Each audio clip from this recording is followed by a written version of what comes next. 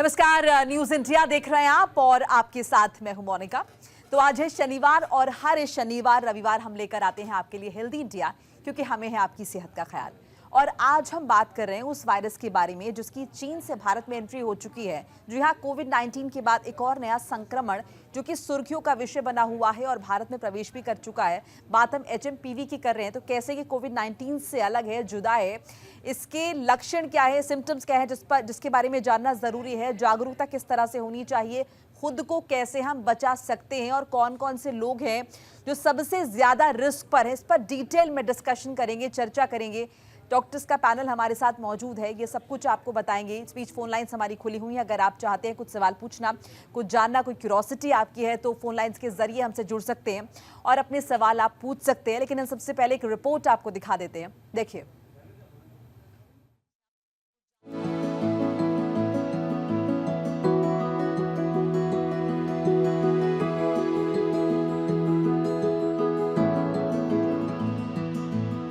HMPV virus चीन के बाद भारत में भी पैर पसार रहा है। देश में HMPV वायरस के मामलों में बढ़ोतरी देखने को मिल रही है।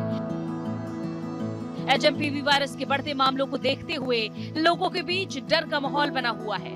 हालांकि स्वास्थ्य विभाग और सरकार ने स्थिति को नियंत्रण में बताया है। वायरस के खिलाफ लड़ने के लिए देश में तैयारियां चल रही हैं। हेल्थ एक्सपर्ट्स की माने तो HMPV वायरस सर्दियों में तेजी से बढ़ता है, इसीलिए मौसम में HMPV वायरस से बचने के लिए एहतियात बरतना जरूरी है। इस बीच लोगों के मन में सवाल है कि HMPV वायरस एक से दूसरे व्यक्ति में कैसे फैलता है। HMPV एक से दूसरे व्यक्ति में आसानी से फैल सकता है। संक्रमित व्यक्ति के संपर्क में आने से स्वस्थ व्यक्ति भी HMPV की चपेट में आ सकता है। संक्रमित व्यक्ति के संपर्क में आने के बाद व्यक्ति को 3 से 6 दिनों के भीतर HMPV के लक्षण नजर आ जाते हैं, यानी स्वस्थ व्यक्ति भी संक्रमित हो सकता है। HMPV वायरस संक्रमित व्यक्ति से स्वस्थ व्यक्ति में फैल सकता है, इसलिए HMPV के बढ़ते मामलों को ध्यान में रखते हुए बचाव के लिए सावधानियां जरूर अपनानी चाहिए।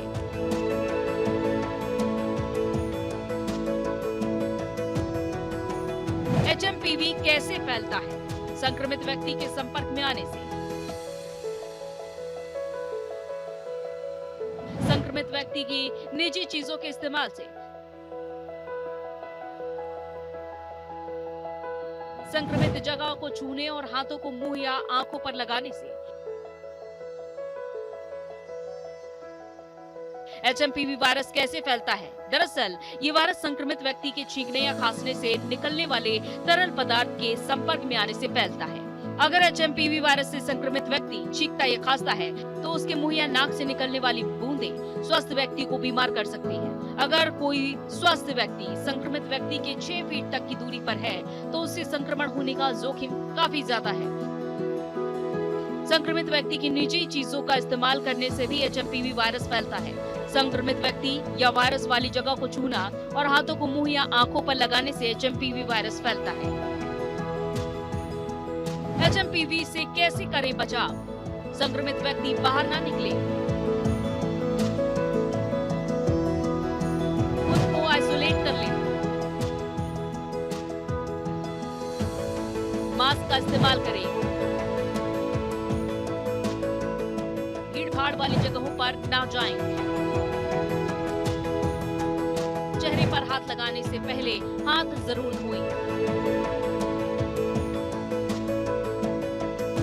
अगर आप HMPV वायरस से संक्रमित होते हैं तो बाहर बिल्कुल भी ना निकलें। इस स्थिति में आप खुद को आइसोलेट कर लें। खांसते और छींकते समय मास्क जरूर पहनें।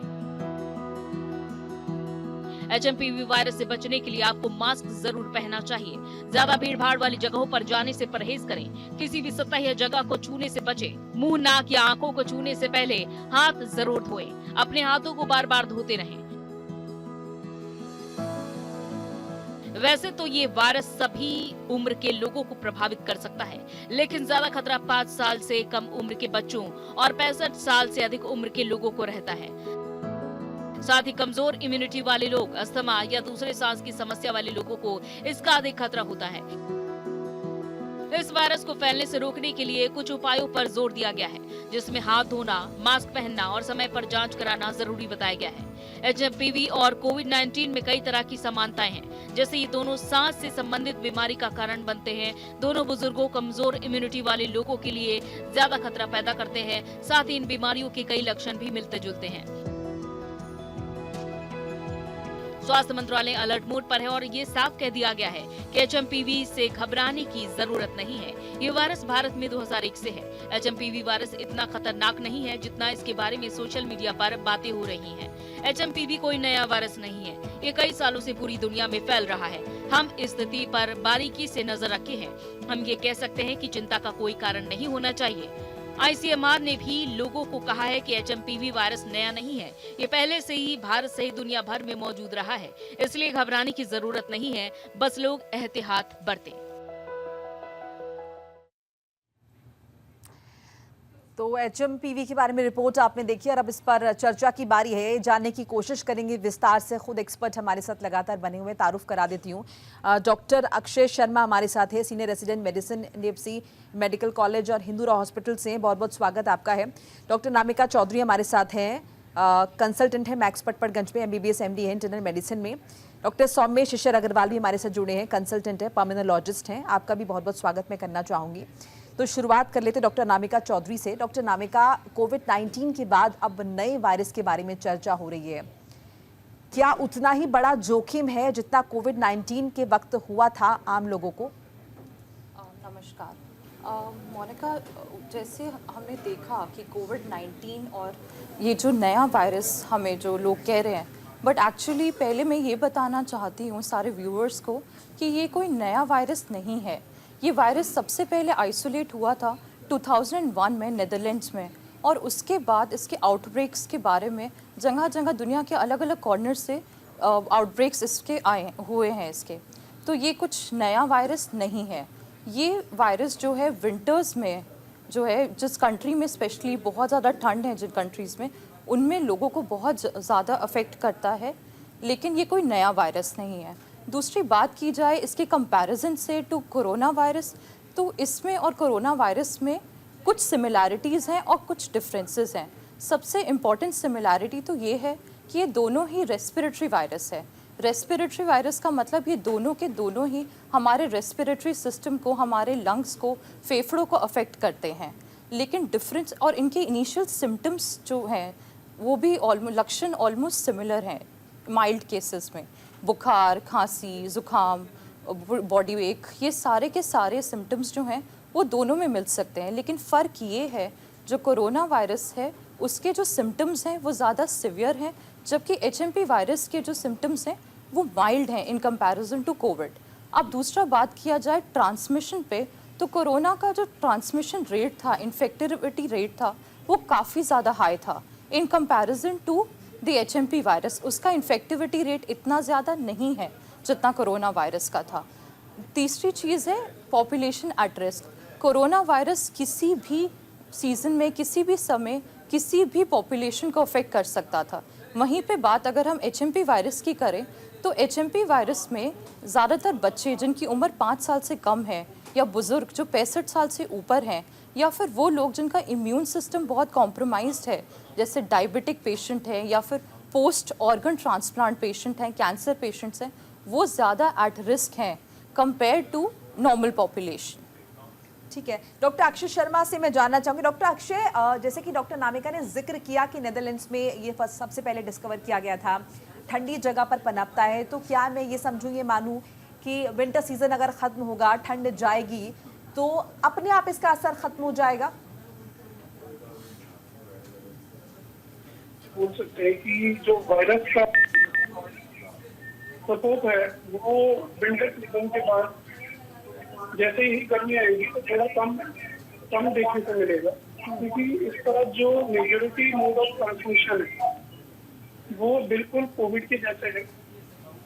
वो ओमाइट या एरोसोल मोड की तरफ फैलता है, जो कि एयर के अंदर काफी लंबे समय तक रहता है सर्दियों के मौसम में। ठीक है, डॉक्टर सौम्य, जैसे कि अभी हम जिक्र कर रहे हैं कि कहीं ना कहीं रेस्पिरेटरी इशू है ये, तो क्या ये समझा जाए कि जो लोग पहले से एस्थमेटिक हैं या जिनको ये इश्यूज़ हैं, ब्रीदिंग के इश्यूज़ हैं, वो बहुत ज़्यादा रिस्क पर हैं?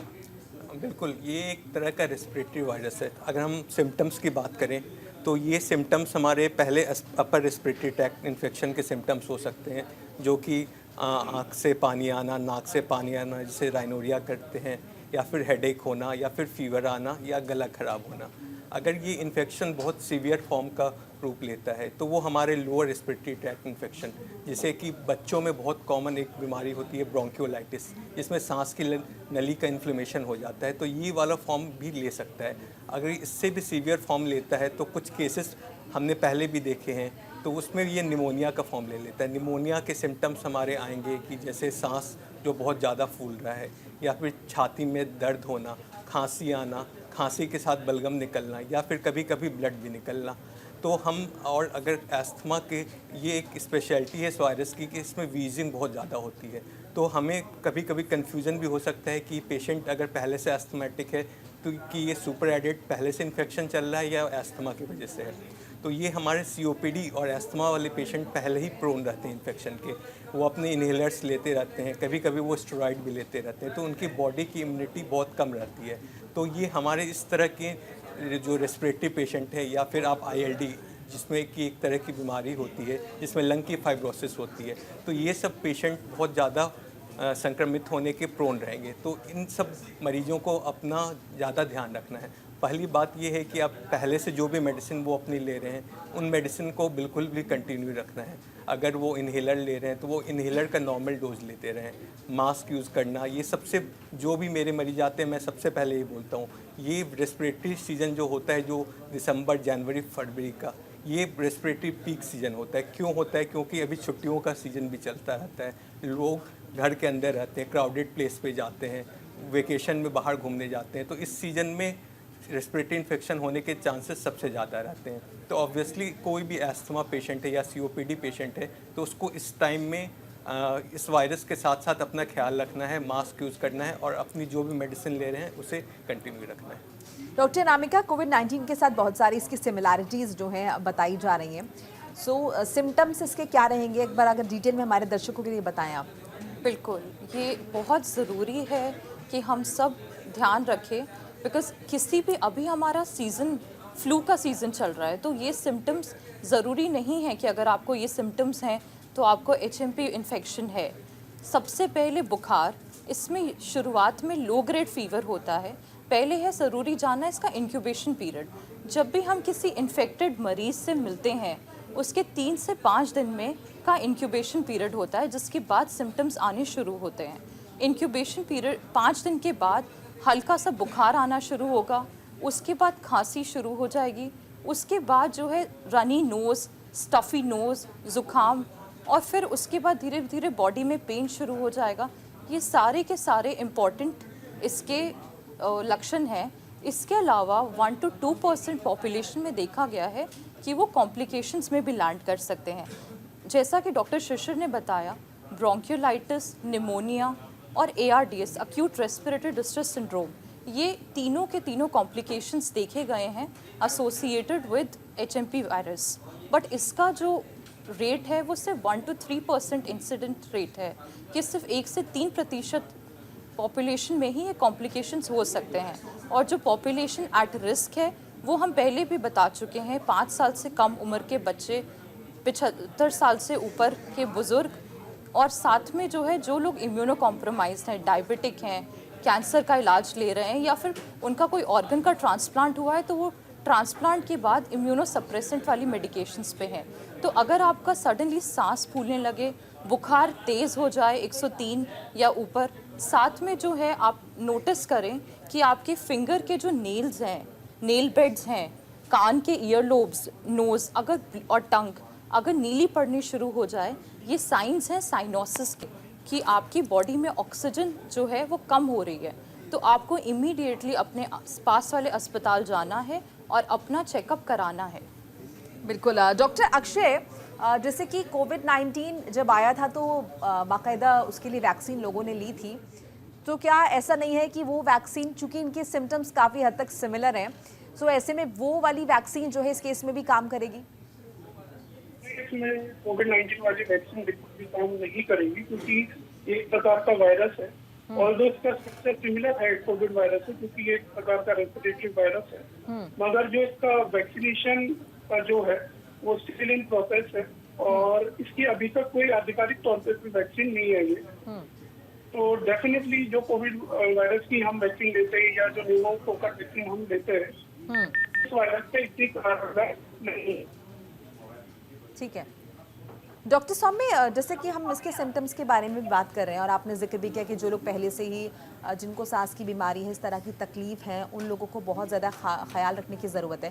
साथ साथ मैं ये भी जानना चाहूँगी, देखिए क्योंकि हम मेट्रो सिटी में रहते हैं और यहाँ पर पोल्यूशन अपने चरम पर रहता है, बहुत ज़्यादा देखते हैं, तो ऐसे में क्या ये माने कि यहाँ पर रिस्क जो है इसका HMPV का वो और ज़्यादा बढ़ जाता है? हाँ जी, जैसे मैंने बताया कि ये नवंबर दिसंबर से फरवरी का टाइम ये स्मॉग का टाइम होता है। स्मॉग क्या होता है कि पॉल्यूशन जब ठंड की वजह से जब पार्टिकल्स एयर में सस्पेंड हो जाते हैं तो वो उससे स्मॉग करते हैं। स्मॉग के कारण नॉर्मल लोगों को, जो कि पहले से रेस्पिरेटरी सिस्टम से भी कुछ बीमारी से नहीं जूझ रहे हैं, उन्हें भी दिक्कत होती है। आप देखोगे कि हमारी जो खांसी जुकाम है वो लॉन्ग टाइम तक चल रही है, वो ठीक नहीं हो रही है। लेकिन जो पहले से रेस्पिरेटरी सिस्टम के पेशेंट के मरीज हैं, उनकी लंग कैपेसिटी हम जनरली मेजर करते हैं। एक हमारे पास स्पायरोमेट्री नाम का टेस्ट होता है, उनकी लंग कैपेसिटी पहले से कम करती है। तो लंग कैपेसिटी कम होने की वजह से हमारे अंदर जो भी पैथोजेंस या फिर जो भी माइक्रो ऑर्गेनिज्म जाते हैं वो अच्छे से वो एक्सपेल नहीं कर पाते हैं। हमारी बॉडी की नेचुरल इम्यूनिटी होती है कि उन पार्टिकल्स को बाहर निकालना। तो इन वजह से अगर सांस की नली में कोई सूजन आ गई है, जैसे कि एस्थमा और COPD पेशेंट्स में कॉमन होता है, तो उन्हें इन्फेक्शन के चांसेस कम हो जाते हैं। और वो हो सकता है कि पहले से रेस्पिरेटरी सिस्टम के मरीज़ कुछ ऐसी दवाई भी लेते रहते हैं जिनसे उनकी इम्यूनिटी पहले से कम रहती है। तो बॉडी की इम्यूनिटी पहले से कम है तो वो वायरस के अगेंस्ट अपनी जो नेचुरल जो रिएक्शन होता है, जो रिस्पॉन्स होता है, वो नहीं कर पाते हैं। इसके वजह से इनकी सीवियरिटी ज़्यादा हो जाती है। निमोनिया, जो कि अभी का सीज़न चल रहा है, अगर आप हॉस्पिटल में देखें तो अराउंड 20 to 30% जो पेशेंट है वो रेस्पिरेटरी पेशेंट एडमिट है, वो निमोनिया लेके, जो कि वायरल है और बैक्टीरियल है, दोनों तरह का है। तो इस सब सीज़न में हमारे निमोनिया के चांसेस बढ़ जाते हैं। ARDS, जिसे कि हम बोलते हैं कि लंग हमारा फेल कर रहा है, वो चांसेस वायरल इन्फेक्शन के अभी बहुत कॉमन हो गए हैं। हमारे पास इसके एक टेस्ट होते हैं कि बायोफायर नाम का एक टेस्ट किया जाता है, जिसमें कि बहुत रैपिड डायग्नोसिस की जाती है। हमने अपने हॉस्पिटल में जो भी अभी तक टेस्ट किए हैं उसमें ये वायरस जो हमारा अभी चल रहा है HMPV वायरस, उसके कोई भी केसेस मिल के नहीं आए। लेकिन बाकी जो वायरल इन्फेक्शन है, जैसे कि इन्फ्लुएंजा B हो गया, H1N1 हो गया, वो बहुत कॉमन चल रहा है। तो इस समय पे जो भी रेस्पिरेटरी पेशेंट है, जैसे कि अस्थमा है, जिन्हें COPD है, ILD नाम की बीमारी है, या फिर लंग कैंसर है, तो उन सब मरीजों को खास ध्यान रखना है। बिल्कुल डॉक्टर नामिका, मैं ये भी समझना आपसे चाहूँगी, देखिए जब कोविड-19 आया था तो बाकायदा सब लोग टेस्ट करवा रहे थे उसके लिए, और ये भी कहा जा रहा था कि शुरू के कुछ 2 दिन तो अगर आप टेस्ट कराएंगे तो शायद वो ना आए, तो 4-5 दिन आपको वेट करना है। तो वो सेम प्रोटोकॉल क्या इस सिनेरियो में भी चलेंगे HMPV में? मैं सबसे, ये बहुत अच्छा क्वेश्चन आपने पूछा मोनिका, बिकॉज़ बहुत सारे लोगों के दिमाग में, जहन में ये क्वेश्चन है कि हमें टेस्ट कराना चाहिए, नहीं कराना चाहिए, कब कराना चाहिए। हमने ऐसा देखा है कि जो वायरस है ये बहुत माइल्ड है, इसके जो सिम्टम्स हैं वो बहुत ज़्यादा माइल्ड हैं।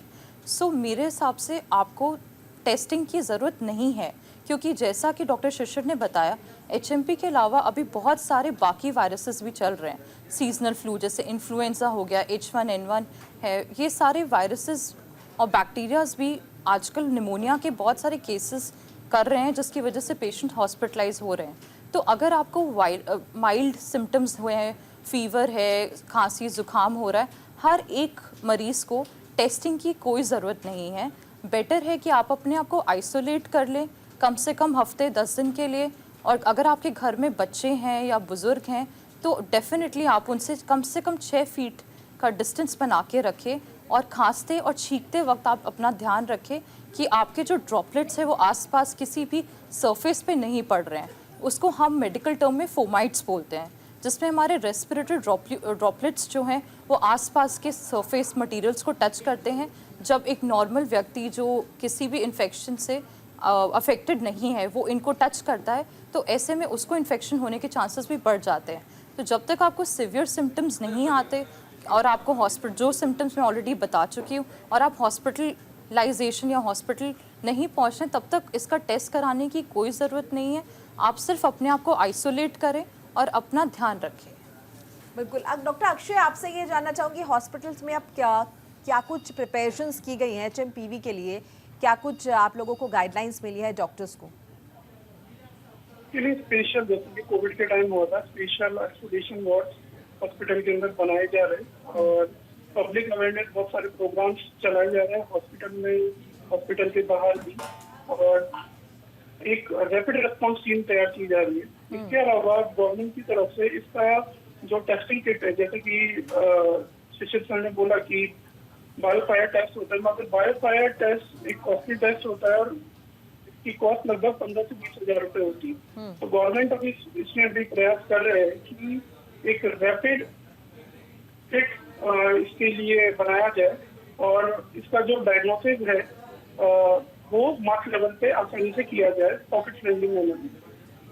ठीक है डॉक्टर सौम्य, कोविड-19 के वक्त में ये भी एक बहुत देखा जा रहा था कॉमनली कि आपके आसपास कोविड-19 का कोई भी शख्स अगर है, उससे कोई भी मरीज उसका है, सो आपके अंदर ऑटोमेटिकली उसकी वायरस का जो है असर देखा जा रहा था और आप भी उससे इफेक्ट हो जा रहे थे। तो यहाँ भी इस केस में क्या ये इतना ही ज़्यादा एफिशिएंट है, इतना ही ज़्यादा ये वायरस जो है लोगों को प्रभावित कर सकता है? देखो, अभी तक हमारे पास कोई पुख्ता सबूत नहीं या कोई स्टडी बहुत ज़्यादा नहीं हुई है इस HMPV वायरस के। हालांकि ये वायरस अराउंड 1958 से सराउंडिंग में स्प्रेड किया हुआ है, घूम रहा है और ज़्यादातर ये 5 साल के बच्चे से कम उम्र के बच्चों को इन्फेक्ट करता है। ये देखा गया है कि जनरली 2 साल तक अराउंड 50 to 60% बच्चे इस वायरस से इन्फेक्टेड हो जाते हैं, लेकिन उनमें दोबारा इन्फेक्शन के चांसेस भी होते हैं और दोबारा इन्फेक्शन के चांसेस होते हैं, इसका मतलब इम्यूनिटी अच्छे से डेवलप नहीं हुई है। तो ये एक नॉर्मल वायरल इन्फेक्शन की तरह है कि जिसमें हल्की सी इम्यूनिटी डेवलप हो गई, लेकिन वो अगर हमारे एडल्ट में भी अगर बीमारी कर रही है तो वो जो इन्फेक्शन होगा वो बहुत ही माइल्ड वाला इन्फेक्शन होगा, जिसके लिए हमें घबराना नहीं है। लेकिन कि हमारे पास कुछ वल्नरेबल एज ग्रुप के पेशेंट्स होते हैं जिनकी एज जैसे कि 65 ईयर्स से ज़्यादा है, या फिर कोई ट्रांसप्लांट पेशेंट है जिनका कि लीवर ट्रांसप्लांट हुआ है, लंग ट्रांसप्लांट हुआ है, हार्ट या कुछ भी ट्रांसप्लांट हुआ है, या फिर पेशेंट जो कि स्टेरॉइड पे रहते हैं, उन सब पेशेंट्स में हमें ज़्यादा दिक्कत की बात हो सकती है कि जो भी इन्फेक्शन होगा वो बहुत ज़्यादा सीवियर इन्फेक्शन होगा। इम्यूनिटी की होने की बात, हम ये इन्फेक्शन में कुछ हमें एक्सपीरियंस मिल जाए, हमारा कुछ फॉलोअप पेशेंट का बन जाए, तो उसके बाद हम ज़्यादा क्लियरली बता पाएंगे कि इम्यूनिटी हमें कितनी डेवलप हुई है। हालांकि कुछ वैक्सीन्स इसके लिए ट्रायल बेसिस पे किए गए थे।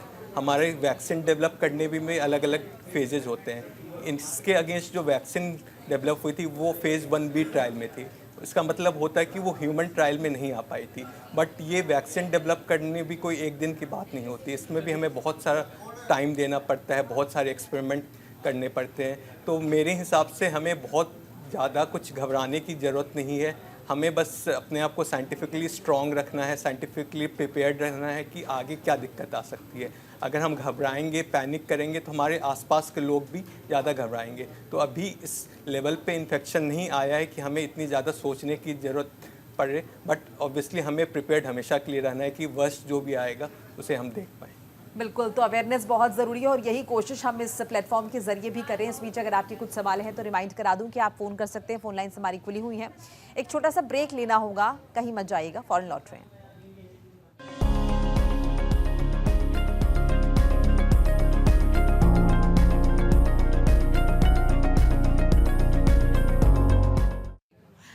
तो HMPV के बारे में बात करें, HMPV कितना बड़ा ख़तरा है और जिस तरह से इसके बारे में चर्चा हो रही है, ख़ासतौर से सोशल मीडिया पर इसे लेकर काफ़ी हो हल्ला हो रहा है, ऐसे में ज़रूरी हो जाता है इसके बारे में जानना, अवेयरनेस होना। डॉक्टर्स का पैनल हमारे साथ मौजूद है जो जेन्युइन राय आपको दे रहे हैं। इस बीच अगर आपके कुछ सवाल हैं तो एक बार फिर से बता दूं कि फ़ोन लाइन्स हमारी खुली हुई हैं, आप चाहें तो फ़ोन कर सकते हैं और अपनी क्यूरोसिटी हमसे डिस्कस कर सकते हैं। डॉक्टर सौम्य से मैं सवाल रहेगा। डॉक्टर सौम्य, जैसे कि हम पहले देख रहे थे जब कोविड-19 आया था तो उसके जो सिम्टम्स थे उसमें कुछ एसिम्टोमेटिक भी लोग हुआ करते थे और कुछ सिम्टोमेटिक भी थे जिनके सिम्टम्स बहुत क्लियर थे। तो क्या इस सिनारियो में भी ऐसा कुछ है, या फिर जो केसेस अभी तक इंडिया में आए हैं, चाहे कर्नाटक की बात कर लें, गुजरात की बात कर लें, उन स्टडीज़ में कुछ निकल कर आया है ऐसा? जो बहुत सारे पेशेंट होते हैं जो एसिम्टोमेटिक रहेंगे, तो हमें उनके लिए घबराने की तो बिल्कुल भी बात नहीं है। और जो अभी भी सिम्टम्स हैं, अगर आएंगे, मुझे जो लग रहा है कि आएंगे, वो भी माइनर से सिम्टम्स होंगे। जैसे कि कोविड के टाइम भी हमने लास्ट वेव में देखा होगा, तो जिनमें इन्फेक्शन नहीं भी हुआ उन्हें भी हल्का फुल्का गले में दर्द होना, खांसी जुकाम होना, तो उस टाइम टेस्टिंग जो हो रही थी वो तो एक्टिव टेस्टिंग हो रही थी कि हमें केसेस को ढूंढ के आइसोलेट करना था। लेकिन अभी के सिनेरियो में मुझे नहीं लगता कि ऐसी कोई भी ज़रूरत है कि हमें एक्टिवली टेस्टिंग करना पड़ेगा, या फिर अगर कोई भी बंदा इन्फेक्ट हुआ है तो हम सिंपली उसे आइसोलेट कर दें और सिम्टोमेटिक ट्रीटमेंट दे दें कि अगर बुखार आ रहा है तो एंटीपायरेटिक्स दे दिए, खांसी हो रही है तो खांसी की सिरप दे दिए, नेजल कंजेशन के लिए नेजल डिकंजेस्टेंट दे दिए। और अगर वो आइसोलेट कर देंगे तो जो एक स्प्रेड का साइकिल होता है कि फोमाइट इन्फेक्शन हो रहा है तो वो अपने आप टूट जाएगा। तो मुझे नहीं लगता है कि अभी हमारे पास कोई गाइडलाइंस भी नहीं है कि टेस्टिंग कैसे करनी है। अभी जो पेशेंट आ रहे हैं उनकी थोड़ी एक्सटेंसिव टेस्टिंग की जाती है तो ये टेस्ट पॉजिटिव आ जाता है। तो अभी के सिनेरियो में कोई एक्टिव टेस्टिंग की ज़रूरत नहीं है, और अभी बस आइसोलेशन अगर हम कर दें कि पेशेंट का, तो वो हमारे लिए सफिशेंट होगा। डॉक्टर नामिका, कोविड-19 के बाद से अब जब वायरस का नाम ही आता है, वायरस शब्द ही जब हम सुनते हैं तो अचानक से रोंगटे खड़े हो जाते हैं और फिर वो डर का माहौल बन जाता है। So is it like that कि जैसा कोविड-19 था वैसा ही HMPV है? जाहिर सी बात है मोनिका कि जब कोरोना के बाद अब हम कुछ भी सुनते हैं सोशल मीडिया पे, टेलीविज़न पे, न्यूज़पेपर में पढ़ते हैं कि चाइना से कोई वायरस आया है, तो एक घबराहट, एक भय जैसी स्थिति जो है आम ऑडियंस में, लोगों में, और हम डॉक्टर हेल्थ के प्रोवाइडर्स में भी थोड़ा सा हो जाता है।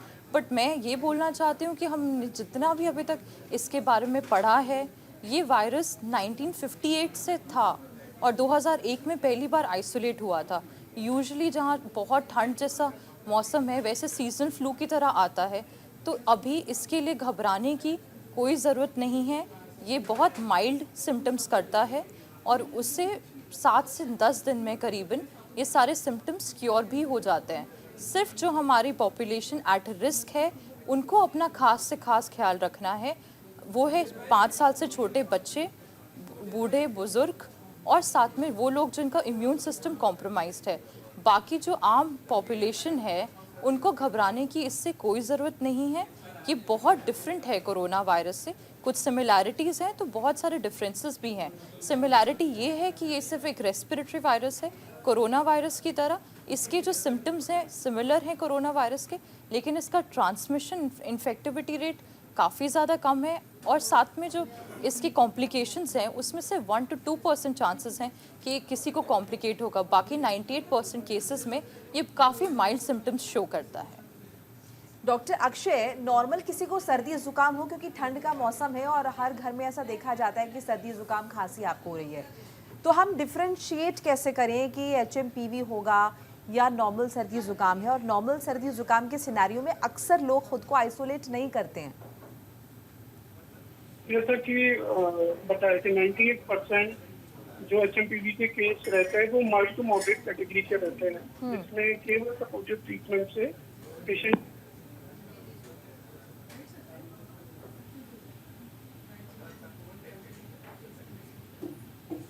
डॉक्टर अक्षय, आपकी आवाज़ हम तक नहीं पहुंच रही है।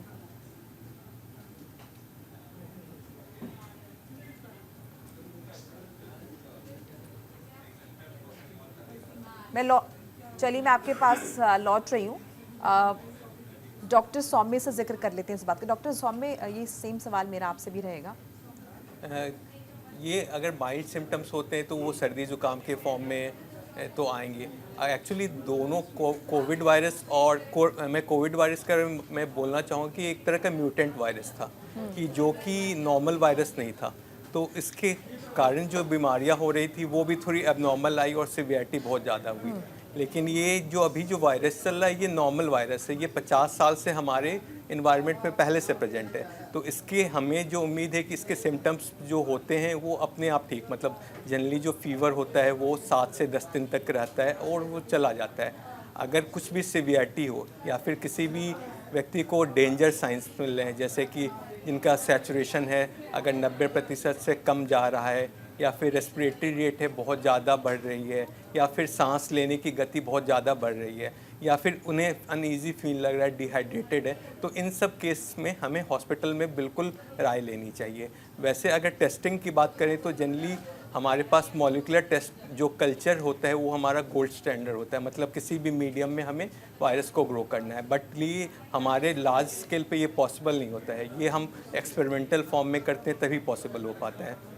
हमारे पास कुछ मॉलिक्यूलर जीनोटाइपिक टेस्टिंग होती है, जैसे कि कोविड के टाइम में भी आपने देखा होगा कि RT-PCR नाम का टेस्ट था जो थोड़ा टाइम लेता था, थोड़ा एक्सपेंसिव था।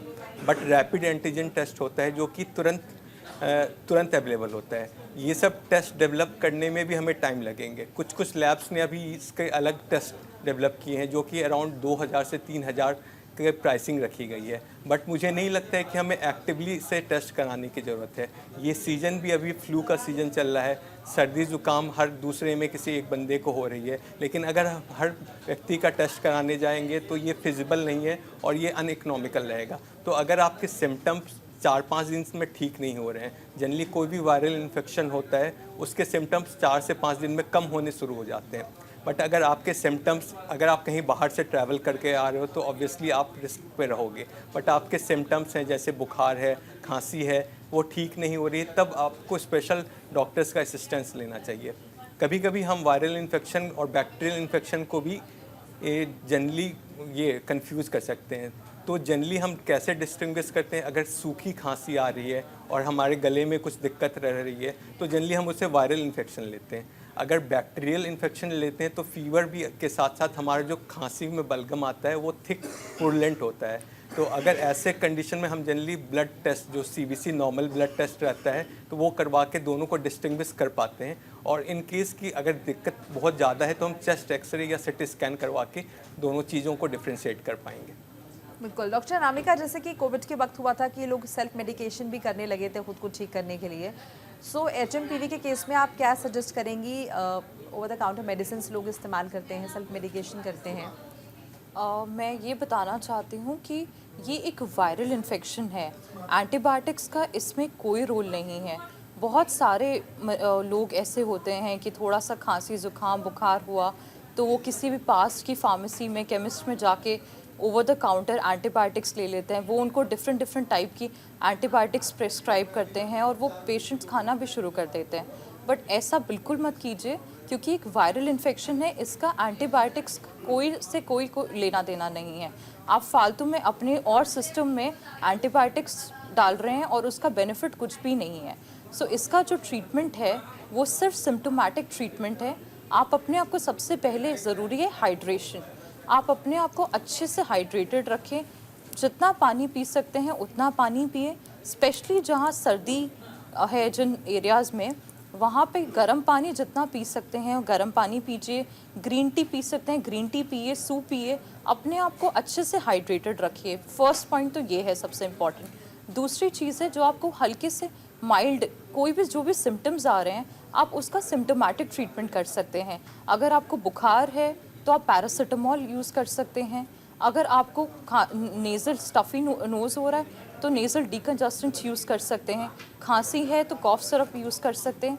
इसके अलावा हमने देखा गया है, अभी जो भी स्टडीज़ हमारे सामने आई हैं, गाइडलाइंस आई हैं कि कोई एंटीवायरल का भी अभी कोई रोल नहीं है।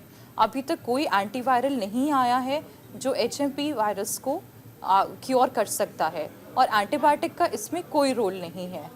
तो बेटर है कि आप सिम्टोमेटिक अपना इलाज कीजिए और कोई भी फालतू की दवाइयाँ लेने की कोई ज़रूरत नहीं है।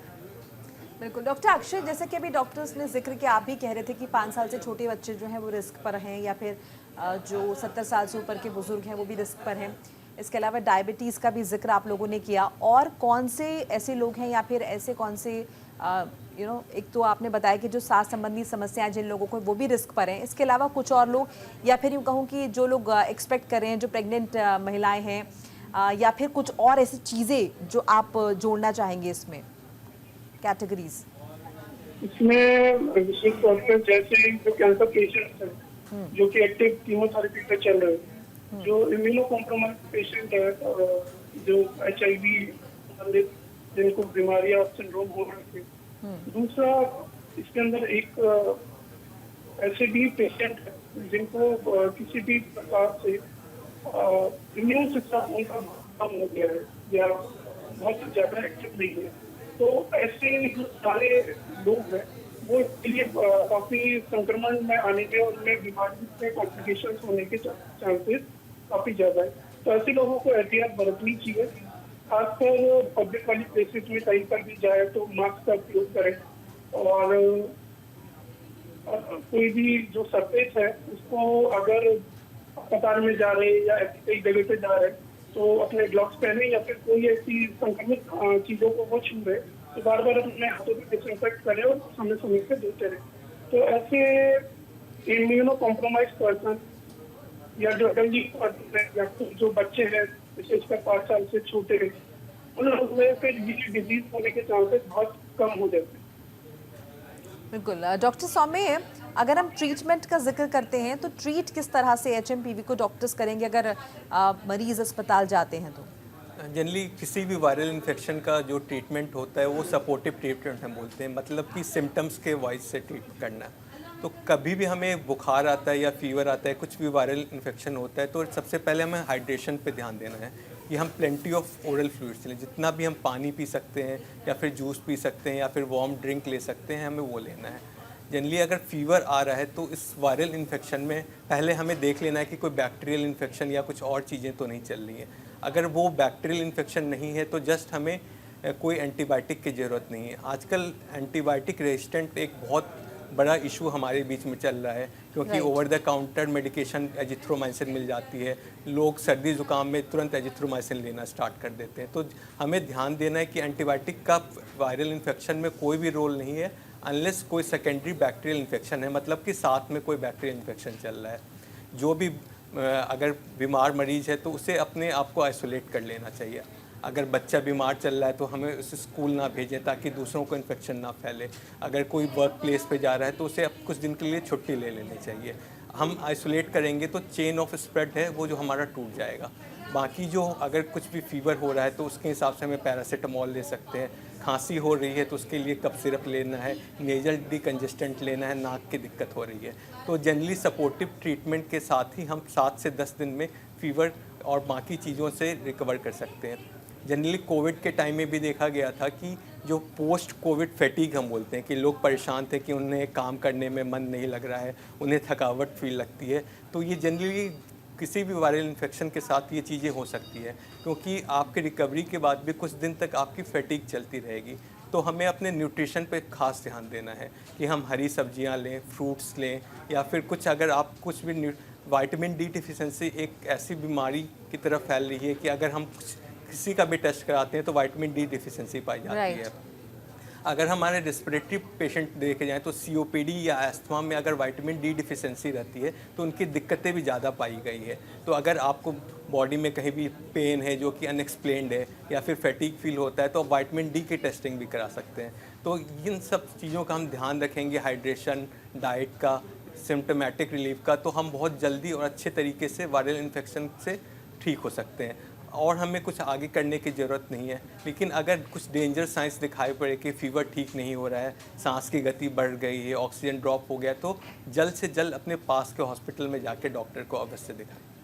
ठीक है डॉक्टर अनामिका, जैसे कि अभी हमने ट्रीटमेंट पे बात की और प्रिकॉशंस भी बहुत ज़्यादा हो जाते हैं, हालांकि आप लोगों ने बताया ही है कि न्यूट्रिशन डाइट अगर लें और पानी बहुत ज़्यादा पिएं, फिर भी मैं चाहूँगी अगर आप विस्तार से एक बार बता पाएँ कि प्रिकॉशंस किस तरह से ले सकते हैं, किस तरह से ख्याल रखें ताकि इस वायरस से ख़ुद को बचा सकें। डेफिनेटली, जैसा कि हम सब जानते हैं that prevention is better than cure, इसीलिए बहुत ज़रूरी है कि हम प्रिवेंट कर सकें अपने आप को कि हम इस वायरस की चपेट में ही ना आए, rather than getting the infection और उसके बाद उसका ट्रीटमेंट लें। तो सबसे पहले इम्पॉर्टेंट चीज़ जो है वो है कि अगर हम बाहर क्राउडेड जगह जाते हैं, मार्केट्स में जाते हैं, हॉस्पिटल जाते हैं या कहीं भी जहाँ पे पुअरली वेंटिलेटेड एरियाज़ हैं, वहाँ हमेशा मास्क पहन के निकले। ये सिर्फ HMP ही नहीं, बाकी सीजनल फ्लू और बाकी इन्फेक्शन से भी आपको बचाएगा। तो कहीं भी क्राउडेड एरिया में जाएं, बिना मास्क पहने ना निकले। दूसरा इम्पॉर्टेंट है कि अगर कोई भी आपके घर में किसी को भी खांसी, बुखार, ज़ुकाम है तो उसको आइसोलेट कर दें करीबन हफ्ते से 10 दिन के लिए, स्पेशली उन घरों में जिस घरों में छोटे बच्चे हैं और बुज़ुर्ग हैं और उसके उनके टॉवल्स, उनके हैंकरचिफ, ये सब चीज़ें जो हैं वो आप टच ना करें। तीसरी चीज़ है, अगर आपको ज़ुकाम खांसी खुद है, खुद आप इन्फेक्टेड हैं, तो जब आप छींकते हैं या खांसते हैं, आप मेक श्योर करें कि आप अपना हाथ नहीं, या तो अपना बेंट एल्बो यूज़ करें छींकने के लिए, या फिर अपना रुमाल अलग सबसे रखें, उसमें छींके। और जिससे अगर आप छींकते हैं तो ये जो रेस्पिरेटरी ड्रॉपलेट्स होती हैं ये चारों तरफ आपके फैलती हैं, इंक्लूडिंग जो हमारे डोर के हैंडल्स हैं या फिर कोई भी सरफेस है, टॉवल है। तो दूसरा, जो बंदा जो इन्फेक्टेड नहीं है घर का, वो अगर इन्हीं चीज़ों को छूता है तो उसको भी इन्फेक्शन स्प्रेड होने के चांसेस बढ़ जाते हैं। तो ये जो फोमाइट्स का ट्रांसमिशन है ये आपको प्रिवेंट करना है। आइसोलेशन के साथ साथ अपने बर्तन, अपने टॉवल्स सब कुछ सेपरेट रखें। चौथी इम्पॉर्टेंट चीज़ है कि आप कोशिश करें कि अपने हाथ जो है वो मुंह पे, नाक, कान, आँख से दूर रखें, बार बार अपने चेहरे को छुए नहीं। उसके बाद सबसे इम्पॉर्टेंट चीज़ जो है, जो हमने कोविड के टाइम पे हम सब लोगों ने सीख ही ली है, वो है अपने एडिक्वेट हैंड हाइजीन। उसमें अपना हाथ अच्छे से हमें धोना है पानी और साबुन से, स्पेशली अगर हम कहीं बाहर गए हैं, बाहर से घर वापस आए हैं, या अपना खाना खाने से पहले। अगर सोप और वाटर अवेलेबल नहीं है तो अल्कोहल बेस्ड हैंड सैनिटाइज़र भी यूज़ कर सकते हैं। हॉस्पिटल में सारे डॉक्टर्स के लिए भी बहुत ज़रूरी है कि हम बीच बीच में अपने हाथ अच्छे से वॉश करते रहें और सैनिटाइज़ करते रहें। उसके बाद जो है, अगर आपके घर में इन्फेक्टेड व्यक्ति है तो कम से कम उससे 6 फीट की दूरी बना के रखें। ये सारे बहुत इम्पॉर्टेंट प्रिकॉशंस हैं जो WHO एडवाइजरी भी कहता है, और अगर हम ये सब अच्छे से फॉलो करेंगे तो आई एम श्योर कि हम इस इन्फेक्शन से बच सकते हैं। डॉक्टर अक्षय, अगर हम देखें तो बच्चों में या फिर बुजुर्गों का मैं जिक्र करूं या फिर युवाओं की क्यों ना बात करूं, तो क्या सबके सिम्टम्स कॉमन ही हैं या फिर ऐसा कुछ है कि अगर बच्चे हैं तो उनके केस में सिम्टम्स डिफरेंट हो सकते हैं और बुजुर्गों के केस में सिम्टम्स डिफरेंट हो सकते हैं? डेफिनेटली, जैसे कि बच्चों की आपने बात करी है, तो बच्चों को सांस लेने में दिक्कत होना, उनकी जो आमचाल वाली भाषा में हम बोलते हैं तकलीफ का चलना, और सांस के अंदर उनके होठों का, नाक का या कान का नीला पड़ना, ये डेफिनेटली हमारे लिए एक वार्निंग साइंस है, वार्निंग सिम्टम्स है।